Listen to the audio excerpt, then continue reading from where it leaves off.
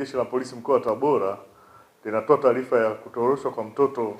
tukio ambalo limetokea tarehe 19 mwezi wa 3 mwaka huu 2025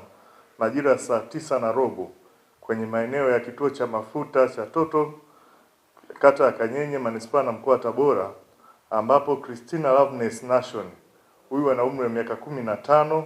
ni mkazi wa Malagarasi, Kigoma, alikamatwa kwa wananchi wakishirikiana na Jeshi la Polisi akiwa anatoroka na mtoto aitwaye Daniela Doto mwenye umri wa miezi 3 na wiki moja. Mtoto huyu alimchukua kutoka kwa mwajiri wake aitwaye Beatrice Kiboma. Tarehe 18 mwezi wa 3 majira saa 7 mchana, mtuhumiwa Christina Nation alifika hapa Tabora akitokea Kigoma, ambapo alikuwa ameongozana na rafiki yake aitwaye Koladula Deo kwa ajili ya kufanya kazi za ndani. Huku mtuhumiwa huyu kwa maelezo yake anaeleza alidanganya kwa wazazi wao kwamba alikuwa mjamzito, hali ambayo ilipelekea wazazi wake kuchukizwa na kuondoka nyumbani kwao kuja kufanya kazi za ndani, na kwamba aliogopa asingeruhusiwa kuondoka nyumbani kwao bila kutoa sababu kama hiyo ambayo aliitoa.